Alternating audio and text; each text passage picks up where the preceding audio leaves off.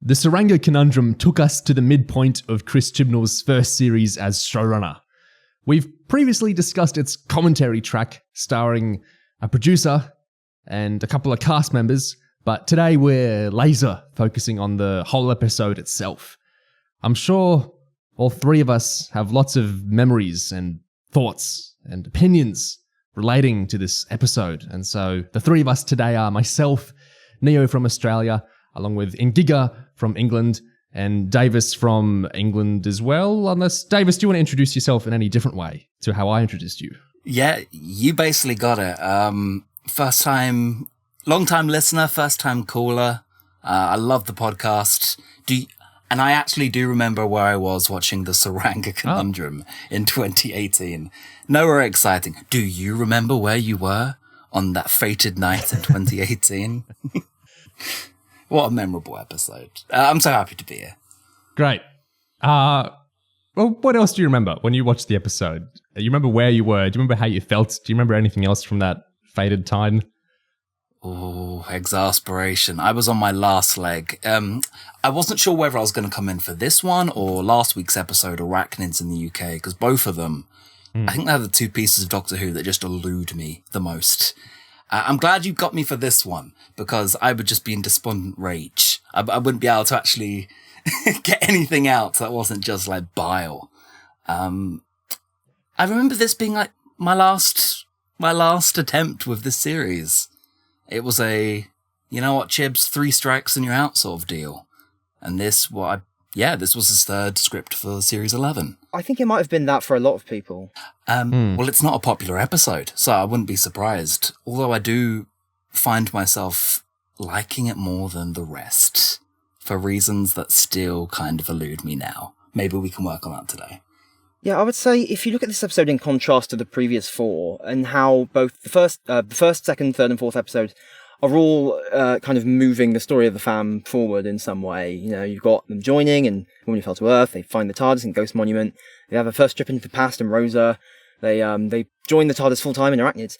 Tsuranga's the first time we just get a boilerplate Who story from Chib in this era, and I think the nature of how he approaches it in terms of doing a story that really is just moving parts rather than necessarily gesturing at a cohesive whole or any larger statement, really. I think that might have snapped a lot of people into confusion and bewilderment, like, with the show, because it's a point at which you actually start to see the future take shape. Like, this is what the era is just going to be. And obviously, it got worse in some ways later on in the season, but I would say this Tsuranga is like the first time it's like, oh, this is what it actually looks like now. This is the show. This is what you got, Chips? No, even on broadcast, I remember thinking, oh, so it's just Ghost Monument again. It's the same setup, it's the same moving parts and cast members. It's the stories, the inciting incident happens in the same way. They're in space, they're in danger, and they're picked up by a passing ship. And from there, they get to passively watch on as characters fulfill their goals. Very generic. But every script in Series 11 written by Chibnall kind of is the same script. So you have to pick what parts you have to get little victories out of them. Also, this one has a sort of solution to the main dilemma of the episode. The Doctor's trying to get rid of the Pting. She uses the bomb from the self-destruct of the ship to feed the Pting and get rid of it. You know, that's better than just shutting all the spiders in like a basement and just leaving them to just put out of sight, out of mind. Yeah. I want to get back to that. I do want to get back to that. At the very least, it does at least learn its lesson from last week. So at the very bare minimum, we're doing Doctor Who morally, I guess. I think in terms of the script, one of the interesting things with the episode's writing is if you see in the credits, the Pting is credited to a man named Tim Price, who didn't write the episode.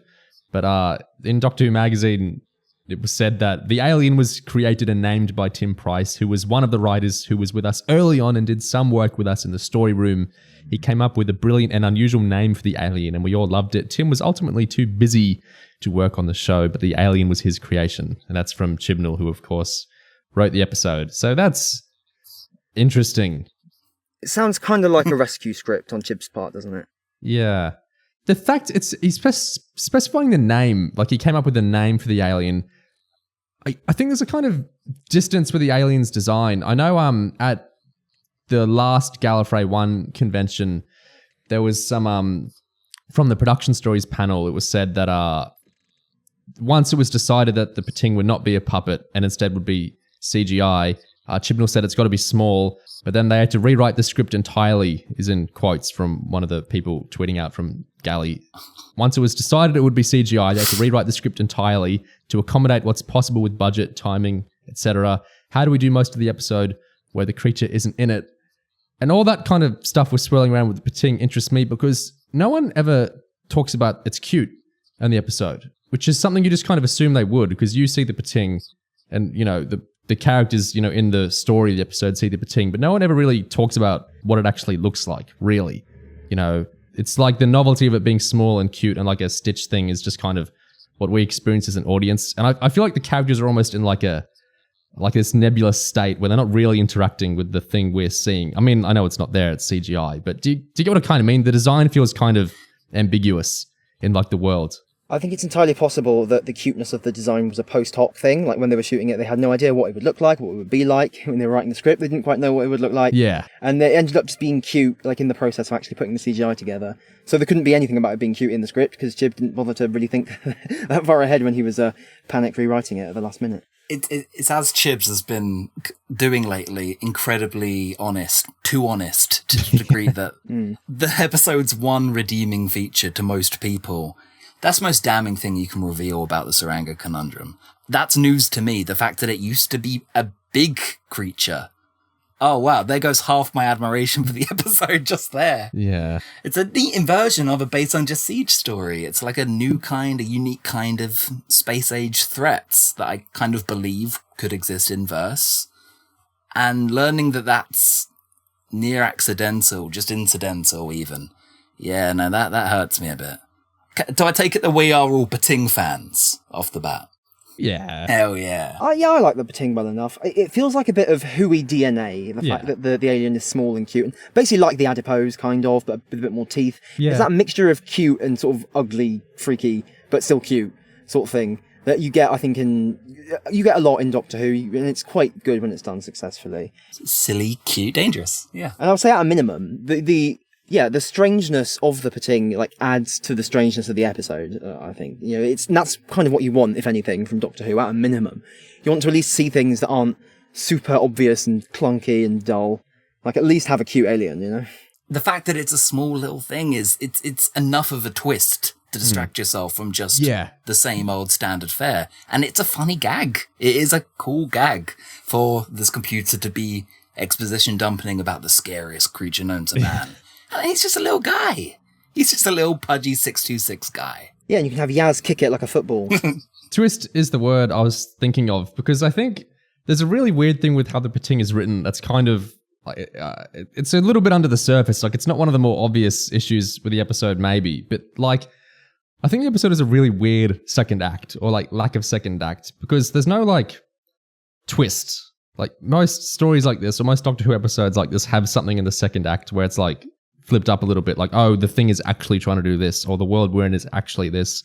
There's some kind of change in, the expectation. Like, I can really easily picture what some other Doctor Who writers would have done, like, oh, the Pting is actually doing this because, or, the place they're at is actually because, we're on a different side now or whatever.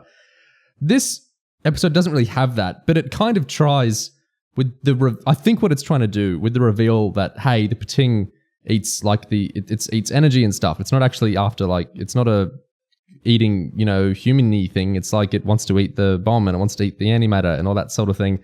I think that's meant to be like the second act twist of the story. I think that's meant to be like a surprise. But like the first time we meet it, it eats the Sonic and like it's one of like the episode starting with, oh, we're on a ship instead of a hospital. I don't know if I was just like, I don't know if I'd read it somewhere beforehand or I was just too primed, but I feel like the opening of the episode is shot in such a sci-fi way that when they reveal it's a ship, I'm like, well, yeah, I wasn't really assuming it couldn't be. I feel like the same thing when the Pting is actually trying to eat energy or whatever. It's like, I can't actually, is this being like the twist? Is this like meant to be like the shift in the episode? Like, I think so, but it's a really bad one. Yeah, the fact that the first thing the Pting does is it eats the Sonic and then drains the Sonic of energy and spits it back out, otherwise undamaged. But it takes the Doctor another half hour to work out that the Pting drains things of energy. Yeah. And she only works it out because like someone in her vicinity said the word energy, and it's like, oh, okay. Yeah, it really does not... there are quite a few things that don't really track or hold together in this episode, and I think it's just... I think it just shows the general slapdashness of it. I think there are so many points in the episode where it could be so much tighter and shorter, for that matter. It comes to a stuttering halt every so often. I've got quite complicated thoughts. There's another similar thing in Cicero and the Clone Boy looking for adrenaline, the whole first act. And it's only just really occurred to me on the most recent rewatch, they're meant to be red herrings. And that's complete news to me that we're not meant to be trusting those two very early on. And then I watch it back and I'm like, yes, okay, that's the reason why these new characters are being so unlikable and going to write a trainee nurse, going to write a trainee doctor a bad review. But then they're replaced with nothing. They're not bad guys, and there's no threat there. It was just a drill. Yeah. I don't think it's a first draft, but it has that kind of exploratory vibe of what if we're going this way, and then what if we're doing that instead? I suppose a few different elements of the episode are like that. Yeah. I think we've already found out why it wasn't a first draft, compared to the other ones in the seasons that definitely are confirmed first drafts. Yeah. It's funny that you've got Randscore coming up, because I'm of the opinion that first drafts don't deserve commentary or critique. It's almost unfair. I think the twist of, the Pting actually wants this. It's not just a horrible murder monster. Again, it's common.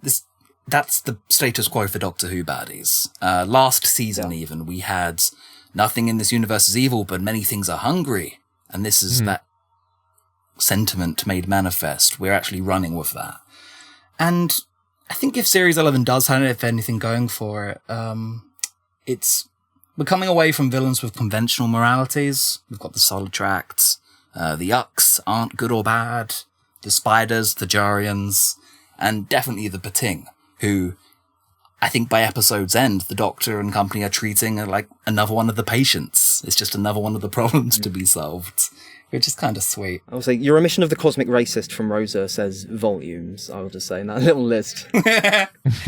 There's a few physical villains for her to stand off against, which does muddle Series 11, honestly. I can't even really say that full-mindedly, but at least the Pting is a good environmental threat.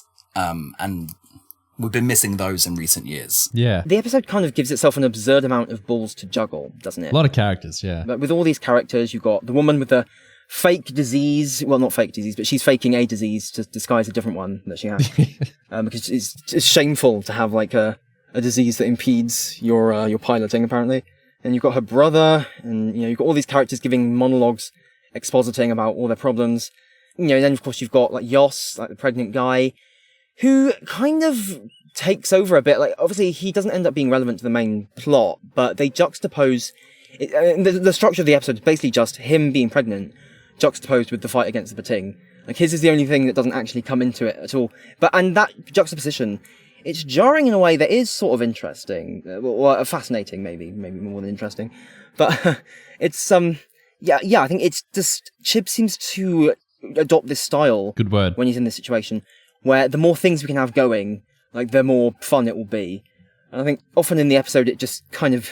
You feel the episode grinding to a stop as it has to get more of this stuff out. It's doing him no favours, obviously. I think it's hard to call Yoss even a B-plot. He is the main plot just as much as the Pting is. It gets our companions like across the board in interesting ways. Graham like flits about this story like he's omnipresent. He has to have a little word in with practically everyone on this hospital ship. Yeah. And I actually was thinking, watching it last time, is that just how Chibnall feels comfortable talking to the side characters? He has to don his self-insert character to talk to them. But as a result, Ryan and Yaz get shafted. Ryan, just from the action. Yaz from the drama and the action, really. Apart from, kicking the football and saying the name of a female football star. It's a particularly bad episode for Yaz. Her lines are all the kind of, this is like what I know from home. This is Red Cross, my uniform camera. It's, not a great showing for her. Thank God she's got next week's coming to rescue her. And the series, in fact. I think having this many characters at its disposal works better than usual, because if I really had to try and swing of the bat for this episode, I'd call it a medical procedural drama. I've been watching a lot of medical shows lately for work, and the incredibly dramatic ones will throw lots of different characters and lots of different plots at you, and they all have to be as dramatic as each other. And by episode's end, they all will be, put to bed and shut down. I just wish the episode had embraced it more. Yeah, there's a weird lack of momentum to the episode, I think.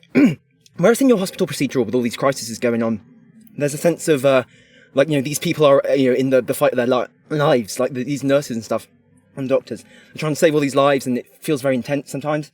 In this episode, they really just slow down so much, and it feels so, like, stop-start, and so many... And there's that random interval where the doctor's like, okay, 7-minute break. And there's just like lots of really slow, sluggish conversations. 8 minutes till Tokyo.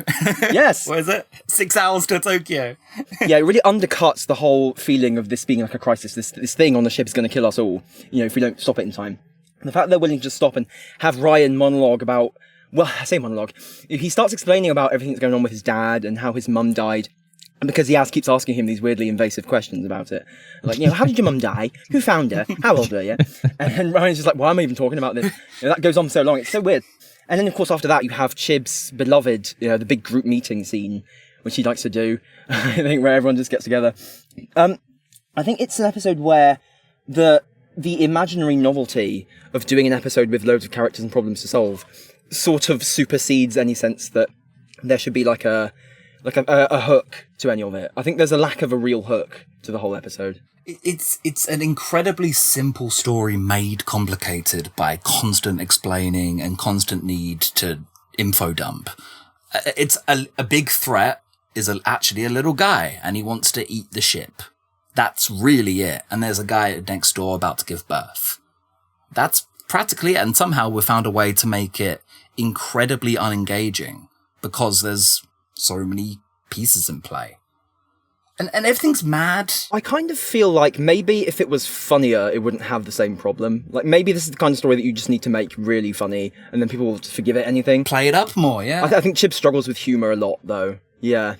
You definitely have to play up the hecticness of a story like this, if that's what you're going for. Because everything in this, actually quite like a lot of his scripts, they're mad, they're incidental, none of the plots really have anything to do with one another.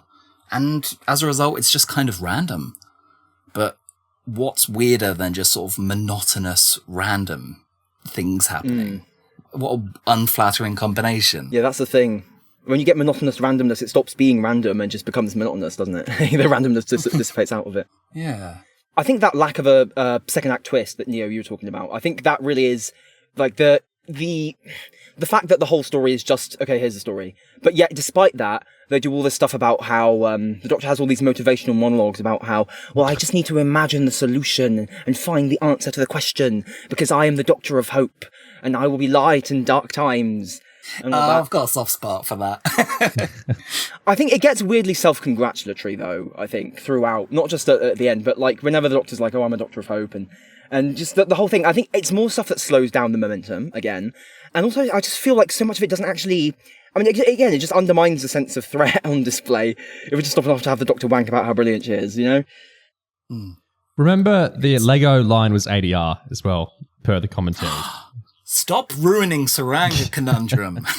They added in more things for that line. Rewatching the episode, I found myself thinking, like, God, they should have just stopped after, like, the first wacky item on the list. What are you a doctor of? Okay, so engineering, whatever, candy floss. That's your joke, right? You don't actually need to add, like, 5 more things and then try and make it profound when she adds hope at the end. It's like, God, you're just trying too hard here. It's just, I find it painful in a lot of ways. I know exactly what you mean, but I also fear that the main sentiment of the story, the point of the story, is in the ADR bit. It's when she says, like, I'm a doctor of all this, of people. I'm like, oh no, Is that actually what the end message of the story is? Because that's the message of practically every medical drama. You save people by treating them as people, not problems. And that applies to practically every character in the story, I think, from the way Ryan starts to treat Yoss as, oh, you're actually, you're a person, you're not just a thing. We've got the entire weird subplot between Cicero and Ronan. No. Durkis. The whole weird relationship between Ronan the robot and Durkis. They have wrap up at the end where it's like, I wasn't treating you like a person. And then he shuts off. The episode, I think if it does anything, refuses to have clinical distance. Even the Doctor treats the Pting as a thing at the end, not just like a baddie of the week villain. She shows compassion to it at the end of the plan. She calls it mate. Yeah, she compares it to a mouse, like going after a piece of cheese that is the bomb, right? So that's not a sort of, oh my god, it's a death, it's fear incarnate. Like, no, it's just it's just an animal, just a creature who needs to be fed. Like, there's nothing wrong with that. I will say, regarding Ronan the robot, that last little exchange between him and Durkis, like, every time I watch it, I think this seems to really be setting up the brother maybe taking on the android, like inheriting him or something. Like, okay, you're my android now. I will keep you in service. You don't have to be shut down and die.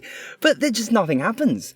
It's so strange, that little beat where he just says, well, I'm at the end of my service. They're going to shut me down because the person I was like contracted to is now dead. And the brother is just like, okay. It's just so weird. So fucking weird. Now, I can't actually say if this episode believes that the Doctor should have clinical distance or not. That's the vibe I got out of it. Because when you start the episode with 13 pacing around, doing a 13 thing, getting actually just told off by the secondary cast, she actually apologizes. Yeah. Maybe we can come back to that. Maybe we can expand on that. That struck me as very strange for 13, going back to series 11. To actually have her stop, take a breather, accept that she doesn't actually know everything in the situation. She's being ratty and bossy and condescending. Take note, yes. Yeah, the whole conflict in the first 10-ish minutes is like the Doctor just rambling around the hospital, annoying people and getting people's way. There's the actual conflict with the Pting doesn't start until after she's been told off. So that whole first chunk of the episode... The Doctor is the villain. Yeah, the Doctor is the villain of that bit of the episode. It's really strange. And of course, when she apologises, she says, she blames the sonic mine, right? Oh, it's my ectospleen playing up. Like, she doesn't actually... It's just quietly subverting any actual humility there that you might have been, inclined to put in as a screenwriter. Just one of those little things where just Chib adds one little detail that just kind of ruins whatever the larger thing is. It's one of those really annoying habits of his. No, that definitely is there. But I see a lot of people quite positive towards that first 10, 15 minutes of the episode, because with Astos, we've at least got like we've actually got an actor that people gravitate towards too. And he's the first character I think has actually just looked this Doctor in the face and said, you're a fallible character. Just chill for a second. And I think that was the first bit of excitement where my head peaked up at Series 11, and I thought, oh no, there's the Doctor. There she is. And I don't know how I feel about that, because if the first time I see, the female Doctor as the Doctor in this show, and it's a scene of a male authority figure putting her in her place, I did at first question, is that just some bias at play? Is that some weird bias? And now with the hindsight of Series 12 and 13, I now know it's because a ratty 13 blustering around a spaceship actually happened to be told, no, please stop that, and the episode recognises that that's a good thing, is quite rare going forward. Yaz doesn't really emulate that behaviour. That scene is a scene we don't see again, even though it's very relevant to her general demeanour from this point on. I just want to say, on the topic of Yaz, just to kind of spin off what you just said, and how 13 treats her and treats people.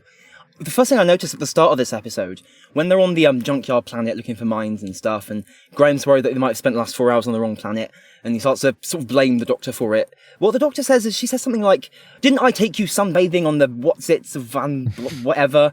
And that whole thing of like saying, well, haven't I shown you such amazing wonders? You can't blame me for anything. That's exactly what she does to Yaz in Halloween Apocalypse, like years later.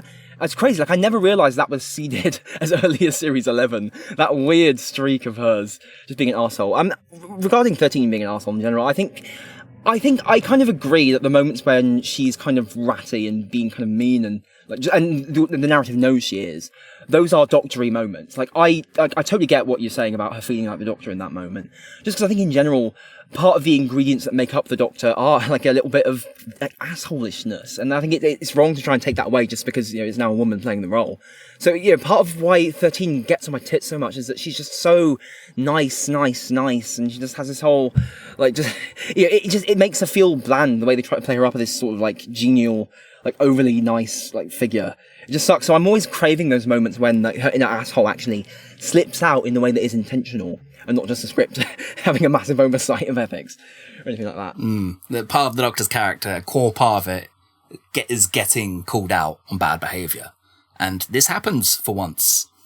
Yeah, I take your point that the fact that it's like a man like slapping her down and making her look like a kind of a humiliated schoolgirl, the optics are not great on that, and I think that's kind of a consequence of just the general problem. Like in general, like this wouldn't be an issue if like there was more stuff with 13 going on, like in all the other episodes. Like this one scene wouldn't stick out like that, so it wouldn't be a problem. At time of release, when it was actually airing, that stuff was in my mind, mostly because the tabloids were still pushing the whole, all the male characters are being shown up to be evil or humiliated. So it was hard to watch the episodes without that at play. But if people say anything good about this episode, it's the Pting, which wasn't Chibnall's, and it's that first 10 minutes of the Doctor being cranky, which then he took really to heart and played up more and more over the years. Yeah, to the episode's credit, I think, which is not a phrase you will hear from me often, I think that first 10 minutes when the Doctor is just roaming around the ship, like, it is that kind of style that maybe is not that common in New Who overall, where you can just actually have stuff with the characters, have them interacting with each other, no alien threat just yet. We've slowed down the pace intentionally, not by accident, and we're actually just getting a sense of the world and who the people in it are. Because often New Who, a common complaint about New Who is it's so rushed, it's so fast-paced. So it is actually nice to have something that goes against that. I would say whether you actually enjoy any of the scenes is kind of contingent on whether you care about the various characters on the ship. Like, I think Cicero and Dirkus and Ronan are kind of, there might be some difficulties there, some barriers to giving much of a shit about them. I think every single patient on the ship is borderline unlikable, which is a shame because I enjoy their scenes and they're talking about things I would usually be very interested in. But, what's it? Yoss in particular? Yeah, every third line from Yoss raises an eyebrow, whether it's a failed comedy beat about avocados or just like some, again, dodgy optics. It just does make me think, do I want these people to get out of this? The answer is yes, ultimately, because there's humans on screen, which is a good thing, as far as you can talk about in Chibnall scripts. The episode is about professional detached. Oh, God, I don't even believe that. Give me a second to get my thoughts together. Again, it's that professional detachment. The episode it doesn't care about what's wrong with them. It cares about how the situation they're in and what they're making of it. And is it fracturing their relationships with their brother or their possible, as yet unborn child? Had to. So at least it cares about them as characters first and foremost. Giving Ryan and Graham the subplot of being the doulas for Yoss and kind of handling, like, delivering the baby and kind of being squeamish about it, but ultimately getting over their squeamishness, helping cut the cord and stuff, and take part in the cycle of life or something like that. I think that's a really nice instinct on Chibnall's part to give them that, rather than give them the whole action-packed storyline or any of that shit, or kick the thing or blow up the whatever. Yeah, again, it doesn't hugely play into the episode a great deal, and I have some more questions about what the actual ethos or statement of that whole little subplot is, because I think it's maybe not what I originally thought it was. But I do think just the basic, I guess because Graham and Ryan are so set up as a bit blokey in some ways, like the way they're kind of emotionally closed off from each other, giving them material like this is actually, it fits them, like for who they are. It fits Graham and Ryan. Giving them an activity where they have to actually work together and do something that's kind of intimate and kind of difficult and a little bit awkward. But, they get on with it and they do it. And it's, it's a good thing. No, it's nice. It is nice because it's also it's set in hospital. They're doing things that remind them of Grace. They're doing nurse duties. They get to actually mention her in dialogue, which doesn't happen every episode. It makes you kind of miss Grace, which is an odd thing. Yeah. I think this is a story where you would actually see her presence. But instead, of course, Ryan and Graham having to do an activity that's reminiscent of her. Well done, Chris Chibnall. And I also do like, because Ryan is meant to be like a young, blokey kid as well. And the kid bit, I think, is always hard to get across with Toes and Cole's casting. But of course he's slightly grossed out by the situation. And that's actually not, problematic in the slightest. He's a dumb kid. And then his arc is, actually treating Yoss like a person. What I do notice is that the thing with Yoss and his baby, they make a whole thing about connecting it to Ryan's feelings about his own dad. Yeah. And the feelings of being abandoned by his dad, ducked out by his dad. A collective sigh. Yeah. And what I really noticed, in light of Resolution, which aired a long way time after this, well, not that long, but obviously that episode hadn't aired when I originally saw Tsuranga, so I didn't have any of those connections in mind, but rewatching it now, in light of Resolution, it feels like the episode is less about, adoption's bad, and more about, you should forgive dad, because, you don't have to be perfect, you just have to be there. It doesn't matter if you feel you're unfit to raise a child, as long as you're there, they can't really blame you for anything. And that feels of a direct piece with what we eventually get in Resolution, with Ryan being like, Dad, I forgive you, I love you. And not actually really resolving any of the stuff with Ryan and his dad. Just being a case of the whole saintly, just forgive your dad, because he was only trying his best. I hate to speculate about Chib, but he does have this whole thing, not just with adoption, but with fatherhood, I think. And the whole concept of people forgiving their parental figures. So it's, and also in one line that Yoss has, he says, I can't even operate an oven. And of course in Resolution, the oven becomes a major plot point. So I wonder if there's something with ovens going on in Chib's life. Oh, okay. Well, we do get Chib's favourite words pop up here, being boundary and division. That's said in the same sentence early on. Sorry. Back onto an actual point, yeah. Ryan and Chibnall both match a pattern in the revival, of course, of over-projecting onto other characters about their daddy issues. I like this. Maybe I preferred it more with Rose, obviously. But, yeah, I don't think Ryan is in the right, per se. It's a strange bit of mixed messaging at the end of this episode. Like you say in Resolution, Ryan just cares about, you weren't there, but you're here now.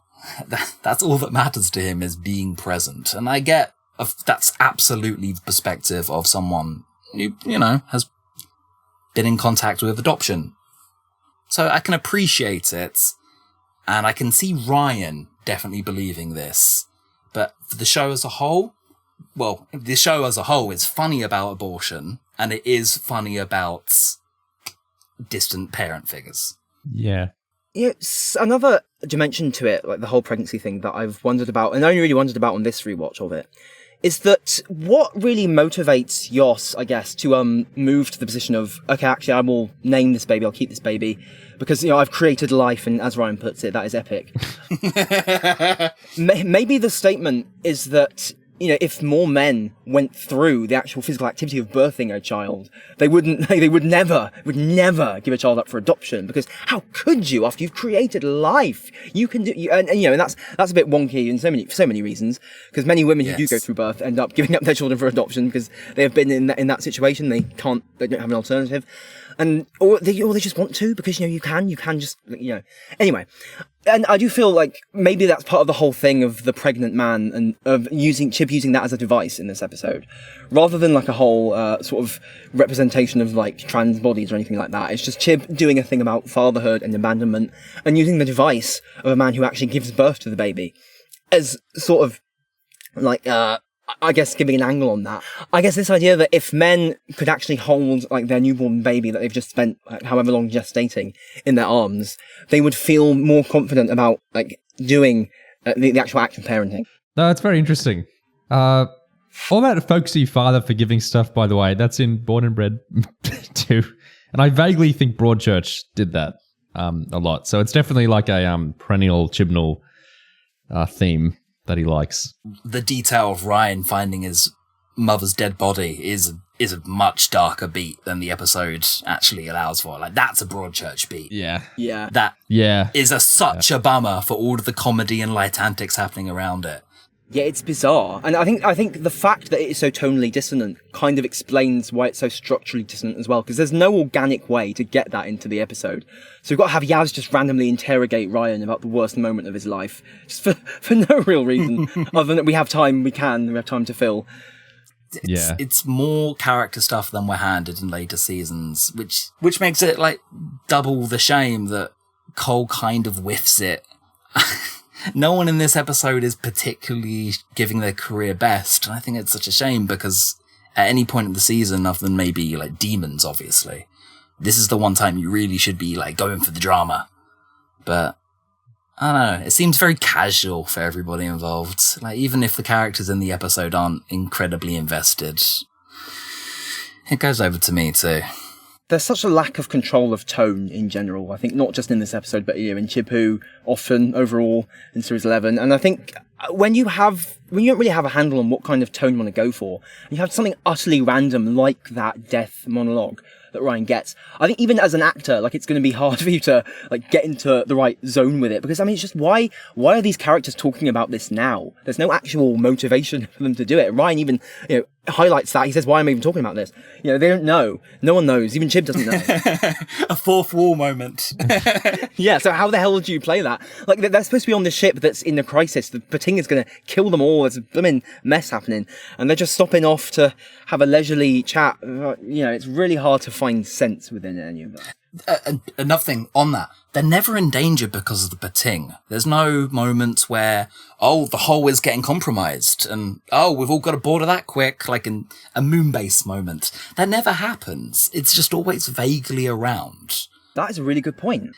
It feels like a problem to be dealt with later, and it is dealt with later incredibly easily. Yeah, it doesn't do that basic thing that you expect of these base under siege or something under siege stories, where you have set pieces where there's peril, things are happening, the characters have to run here or fight this or avoid that, or the monster has a scary moment where it attacks them. It has poisonous skin. Yeah, there's that weird detail where the android is the one who is immune to the poisonous skin, and then he never actually touches the Pting. They just point that out for no real reason. Doesn't end up playing a role in the narrative at all.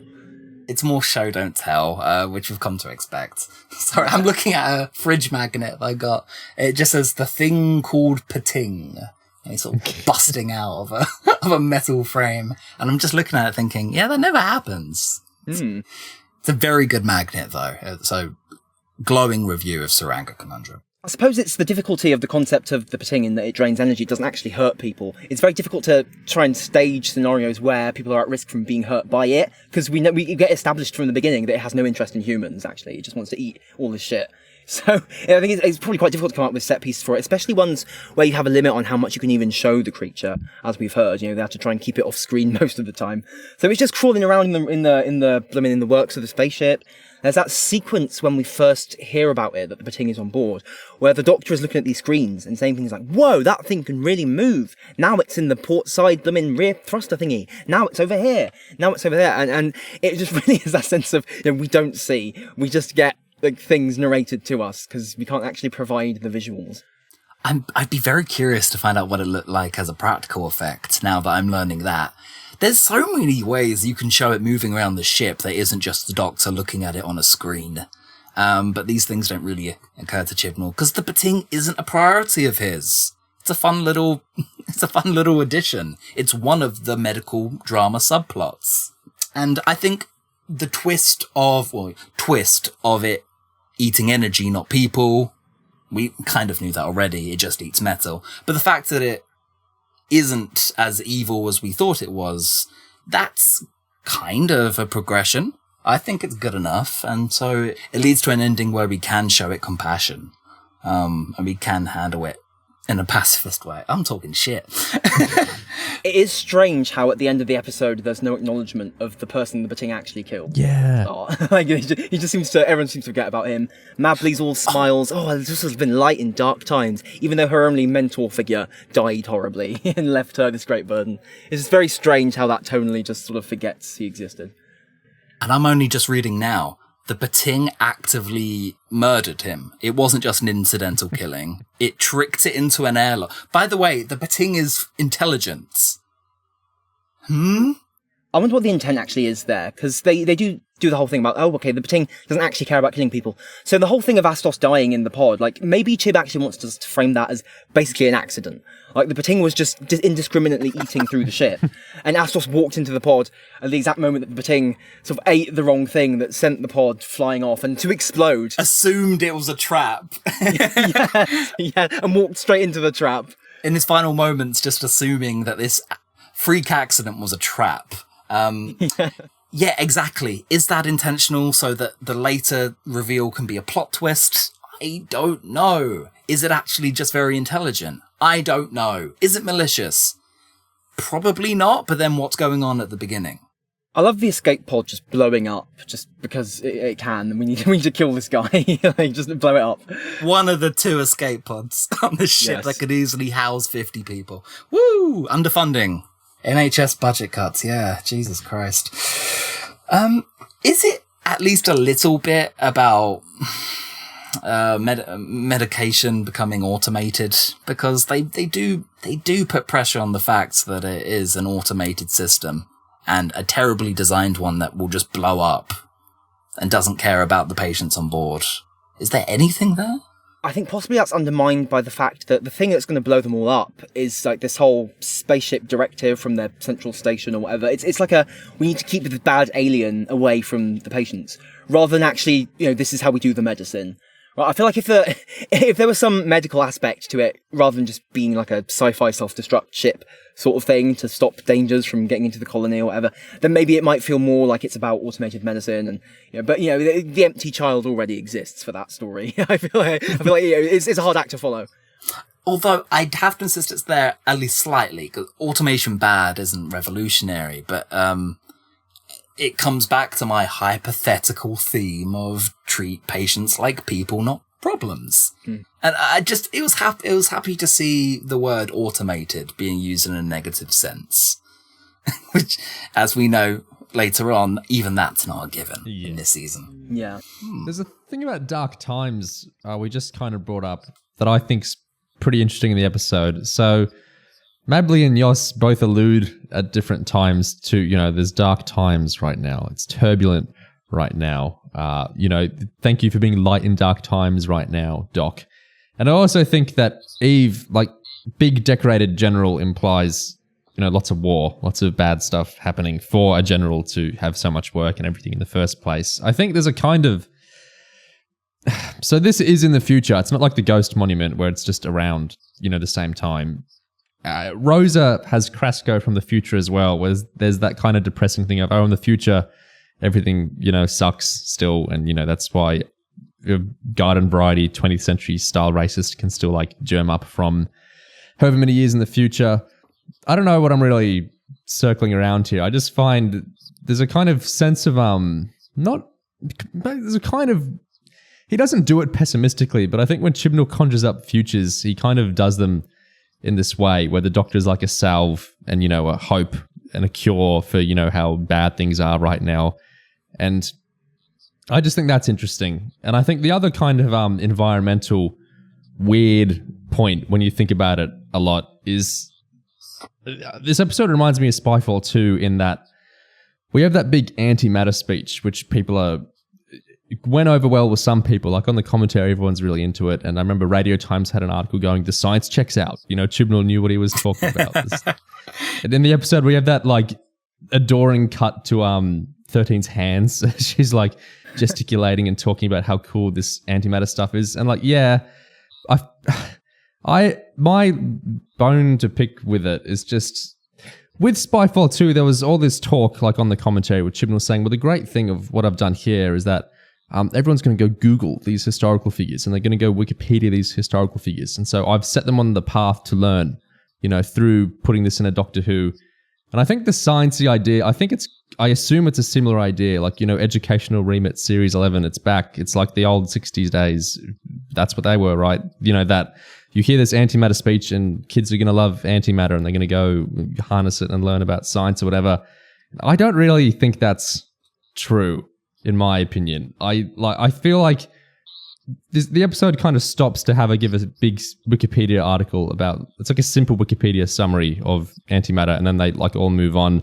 I don't think that's actually the type of thing to fire up kids and make them go become scientists. And I also think it's a weird kind of goal to like hope people go Google something from your episode. I don't actually think that's the right way to embed science or history into stories in the first place. That's more like go actually learn the thing elsewhere and let me do my story. I gave you a little thing of the thing there. I think that's not good educational TV, and I think it doesn't work great for me. I think that, especially when the speech is so removed from everything else. But like we were talking about the structure earlier, and the whole episode is like that because Chibnall writes like that. He doesn't like synthesizing the action with the dialogue. He likes, we have an action scene, then we all stop, and then we have our dialogues where, there's no tension going on. Resolution is particularly annoying with that. He doesn't like we could have the ship or, crashing, like each room crashes as they go. And so, reasons bubble up for Yaz to organically ask, so how'd your mum die?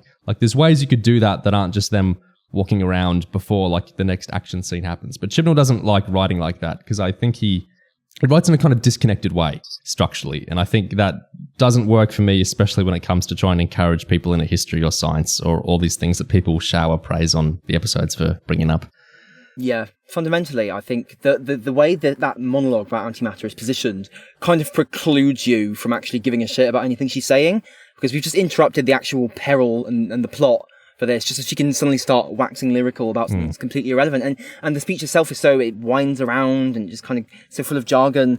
Like if I knew nothing about antimatter and I heard that, I feel like I'd learn nothing, because it's just like, it's impossible to retain any of the shit she babbles out. And the way she delivers the monologue doesn't really help either, to be honest, because it's not exactly loaded with nuance. So it just feels like filling time, and then finally we get out of the way, we can move on. When you think of like a film like Interstellar or like TV like World Enough in Time, it's not like McConaughey just stops and talks about general relativity to the screen. It's not like the Doctor has a speech about that sort of thing in World Enough in Time, but also the story is about it.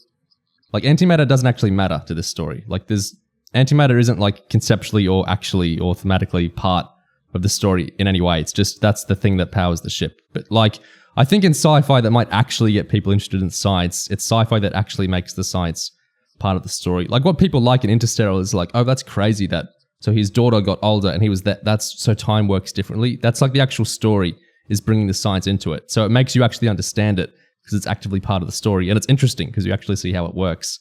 But here, I don't even know how you do that with antimatter, but it doesn't here. They just stop and talk about it, and it's not actually part of the story. We have to remember that Chibnall is of a generation which is, how to explain? He's my Da's generation. He's got very sci-fi nerd priorities. It's a little bit CinemaSins. It's something my dad would approve of, to have science in the sci-fi that actually checks out. It's just, what a strange priority, I find. I like that it's Chibnall putting a big circle and underlining this thing that's about to become plot relevant. Not the antimatter in particular, but the fact that there's an important engine now will come into play in the ending, rather than just being wheeled out, I guess. That's something. I also like that it's just kind of 13 hyperfixating all episode. We just lose her for a minute or two where she just like glows looking at this engine. She looks at it in the same way she talks to the pilot at the beginning. Cicero of the 10th Fleet. She does the usual thing. General Cicero, not Eve Cicero, Keeper Galaxy Neuropilot. She's doing the exact same thing when it comes to exposition. And because the real world Technobabble isn't distinguishable from the fictional Technobabble that 80% of the episode is made up of, it's not special and it doesn't actually really stand out. If I just talk about Technobabble in general in Chibnall's run, because I think it's most relevant in this than most other stories. Yeah, he seems to have that mode. He swaps between them, not organically at all. You've talked at great lengths about it before, but the constant explaining, it fills out the quiet moments where the audience usually would decide, they would sit in something, they would decide how they think about the events that just transpired. But because there's no real pauses, because she's such a chatterbox, and even in ways that like Tennant wasn't sometimes, you have to put it all in these obligatory sit down and chat moments. You know the usual quota. You're the greatest woman I've ever met. Yaz, says Graham is usually the one to do it. But because the rest of the episode doesn't actually get any time to pause, that's, I think, specifically how it glosses over you. And I think I've finally cracked why I have to pay attention the whole way through an episode of a Chibnall script. Because usually I will see myself tapping out around the beginning of the third act, and I have to bring myself back in. Yeah, he does these little things that switch you off, doesn't he? Yeah, and the engine is one of those moments, unfortunately. I think, like you mentioned that thing about how having the science check out appeals to a certain kind of sci-fi nerd priorities. I think maybe that kind of dialogue where everyone's talking about the thruster of the neuro pulse from super antimatter energy converting this into positrons and stuff like that. Just that kind of dialogue. I think Chib likes to indulge in whenever there's nothing else really going on in the script. He needs to pad out a scene a bit more. It has the Doctor just going on jargon. Other characters respond with more jargon. I think maybe that vibe, or the vibe that kind of language creates, is to some people a sort of sci-fi vibe. Like, it feels like sci-fi if the characters are talking about this jargon that doesn't really apply to anything in particular, doesn't really add to our understanding of the story, but just characterizes that there is a lot of technology in this universe, and there is a lot of complicated technology, and you don't understand it. So maybe for some kind of sci-fi fans, that makes it feel more like proper sci-fi, and maybe that is a positive for some people. I mean, certainly it seems like something Chib accepts as a reasonable technique to use in his scripts quite often. I mean, technobabble and medical jargon that you would find in a medical drama, it's not a priority even in those. And because what is more disastrous to a fun episode where everything's crazy, going crazy, like we said earlier, it's all these subplots and we've got to fix it in time. What's disastrous to that vibe? It's sitting down and stopping the episode to look at a science concept. And there's one or two of those beats in this that just kill it dead. So we can't have the fun flux, like everything's melting at once. We can't have that episode because of all these strange fixations and priorities. And it's not just a science thing either. I think another sort of odd fixation is there's so much motivational speechifying in this episode. Different characters giving it to each other. Oh, I always believe in you. He's always believed in me. You can do this. We can do this. We are a team. Our brilliance will be pooled. We will achieve this. We will do this great thing. Everyone band together. Yeah. It just seems so like pep talk focused. Doctor Who has inherent value because we're Doctor Who in the gang. Yeah, there's that element to that stuff as well with Chibnall's work. Yes, there is that vibe, yes. And I think just throughout this episode, and it kind of culminates in the end, I suppose, and with the whole dark times, light and dark times thing as well, I just think there's a sense that Chib really wants to sell this idea that the show is full of hope, and that, I guess having lots of people talk about hope a lot, and just doing stuff like that will make the show hopeful, make the show inspirational and such. But I think, like you say, with the sciencey bits, stuff like that does tend to just like drag the episode to a whole. There's this whole scene between the Doctor and Mabley, which I swear to God, watching it, I was like, you could have cut half of this. Like, this is the whole. I mean, the scene when it's the scene when she talks about being a Doctor of Hope, and there's a lot of stuff in that scene like before that exchange as well that just feels really unnecessary in terms of like nothing is actually happening here. Like, and the story's not progressing in any way. And the sense of peril has just completely gone out the window because we've just sort of slowed to a crawl again. So I think there's just a real sense of redundancy in a lot of it. I think if you've got this life-threatening circumstance for the characters, I think just being in those circumstances will often allow them to show the parts of themselves that are, I don't know, optimistic or hopeful or like capable of things. And just having them stop to talk about it is sort of like the opposite of that. Say what you like about shows like The Good Doctor or Casualty. There's a reason they don't zone in on the medical jargon. It's not because they're dumb shows, it's because they're actually quite smart shows and they know to focus on the drama parts.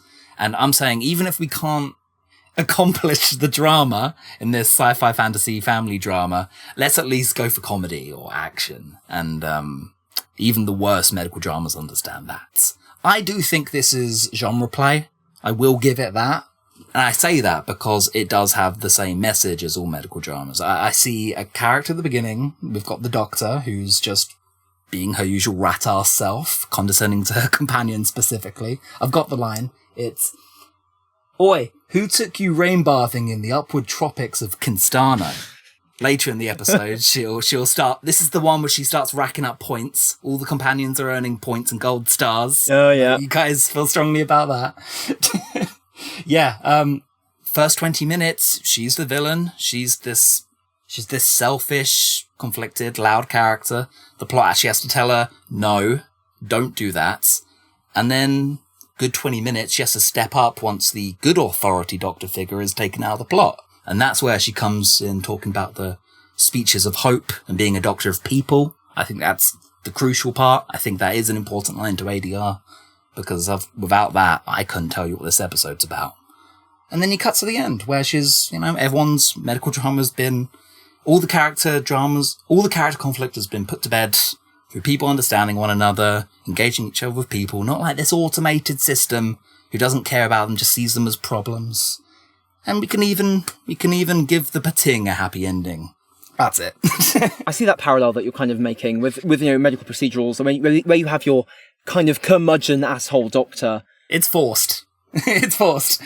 But that is interesting though, like the curmudgeon asshole doctor figure, that's a kind of a recognisable archetype in TV. So having the doctor kind of be almost that at the start, and have her end up being like the healing, saving, loving, like precious doctor of light and good. There is a clear journey there. I would say the tricky part is that the journey kind of happens within 5 seconds. Like as soon as she gets told off, she's like, sorry. And she's back to being the hero of the show again. And the stuff she actually ends up doing within the rest of the episode, the denouement, the solutions to the various problems. She does a lot of techno-sonic-y stuff. I'm going to transmit this signal here.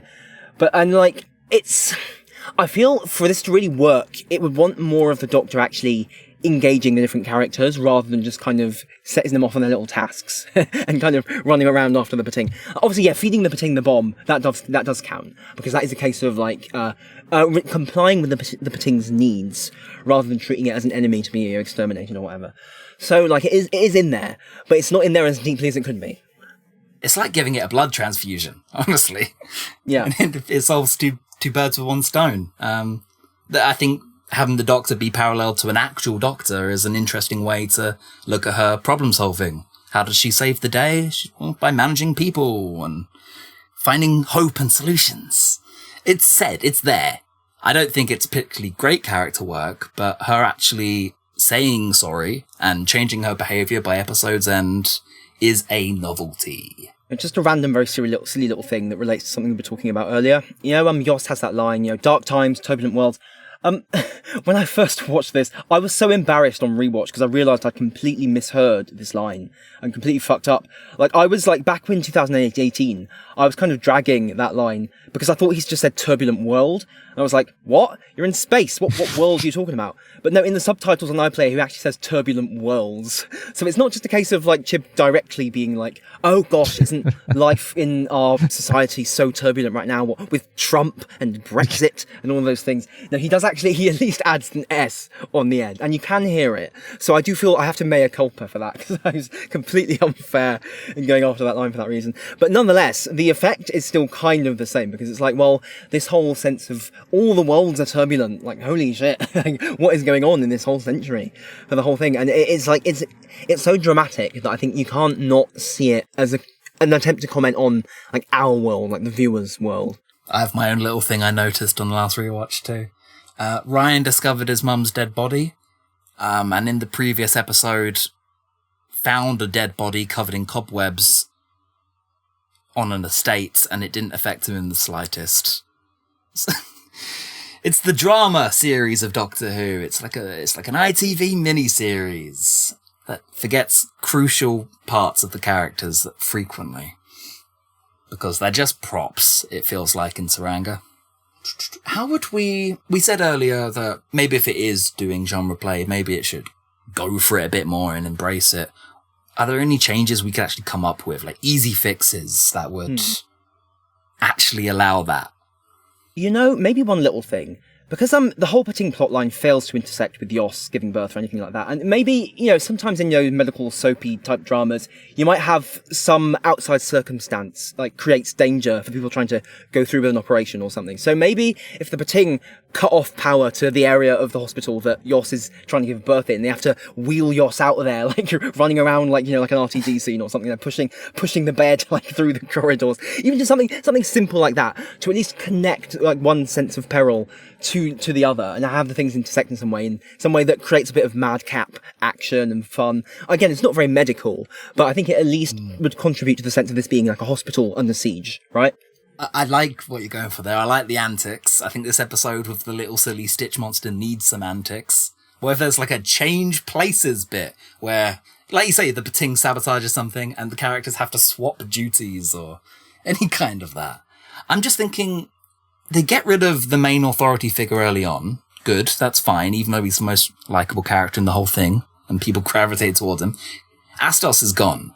And we're left with a character who has no presence at all. Mabley's sweet. She's nice. But it's like Linda with a Y. You're just nice. Yeah, and all she has to do at the end of the day, like, Mabley doesn't end up actually taking over in an authoritative role, like, the way that she doesn't, like, inherit that role from Astos, really. And if anything, the Doctor does more. Like, Mabley ends up just helping Yost give birth, which is, like, the kind of thing she might normally do, I think. Like, she seems that kind of nurse-type figure, and she's being supportive to Yost while he gives birth. She's not really involved in any of the other stuff. So, again, that feels like a bit of an aborted arc there, like something that seems like it could have had more pulled out of it if she actually has to I don't know, pick stuff up and take on the responsibilities that she's been handed. Something like that. Like the whole thing of junior Doctor ascending to more senior Doctor. It would be something. I'm questioning why she's here at all. Yeah, fair. Because if she's not there and we lose Astos, our one authority figure, our one Doctor on this automated ship, automation bad, and then the Doctor and co have to play Doctor, that's a fun premise in my head. And we're most of the way there and never quite do it.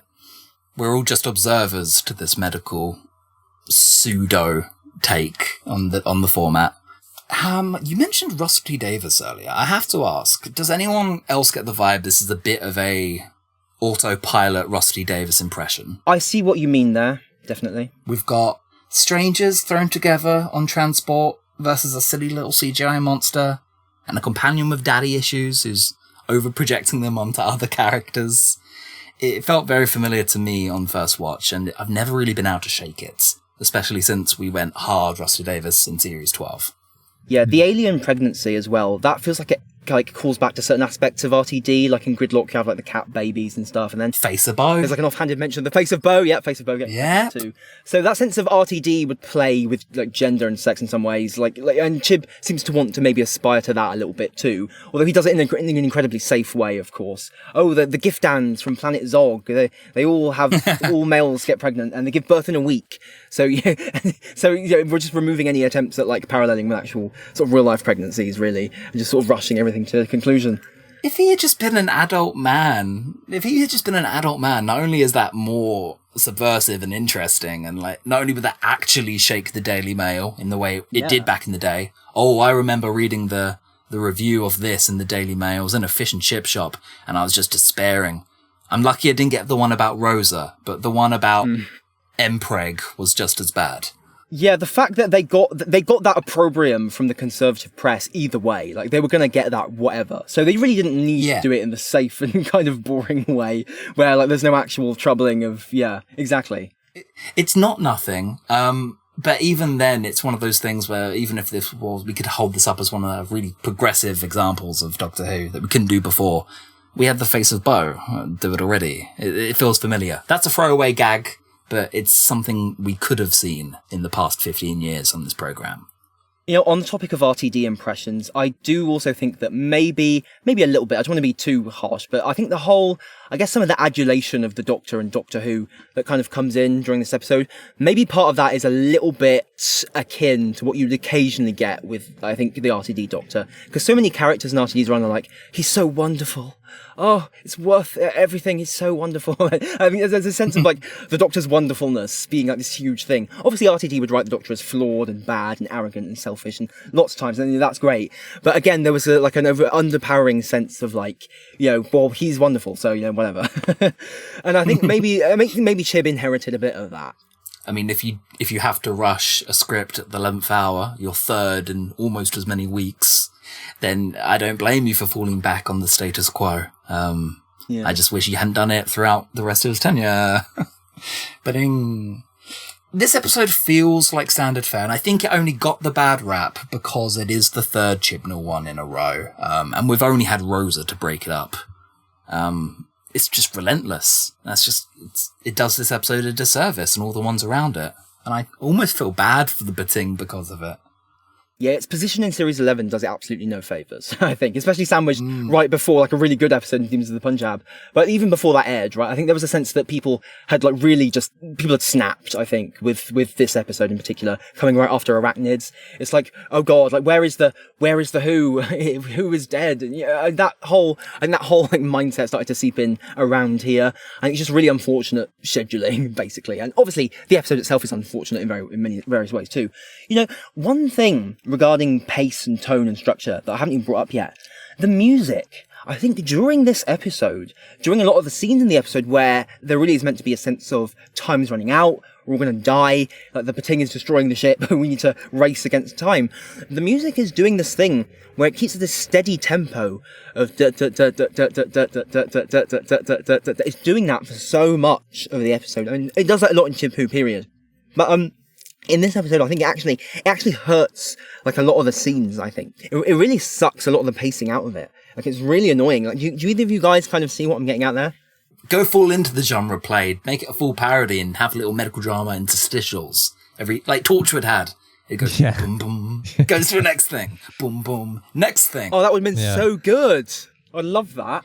I think it makes so much of the episode work, just in premise alone. But here we are making stories that don't exist out of stories that were half conceived to begin with. Yeah, I do think like with that thing about the twist that it's a spaceship and not a hospital. I mean, even like the set design, as much as I don't dislike the set design, I like the lines printed on panels and stuff, it's giving spaceship. It doesn't really, I think if the episode looked more overtly like a hospital, that would also contribute to that sense of genre play, wouldn't it? I mean, everything's white, yes, but I don't really get much of it doesn't really feel very hospital-like. It does feel very spaceship. It just, everything about how it's laid out. You've got that sort of control room that looks like it could be a TARDIS almost. Like, there's so much of that. It doesn't really feel very hospital-like. Shout out to the Dr. Sonic screwdriver just turning itself back on at a narratively convenient moment. Love that. It's like, that's really the moment when you could see like the whole future trajectory of Chibhu was just kind of illuminated in that one moment. Like, yep, this is where we're at. This is the kind of writing we're going to be getting. Shout out to the Doctor having seen every single cast of Hamilton. I think that also speaks for itself. That neoliberalism seeping through. Oh, love it. Yeah. Do we have any other stray thoughts on Tsuranga? I feel like we're winding down at this point. I think I've been spinning my wheels.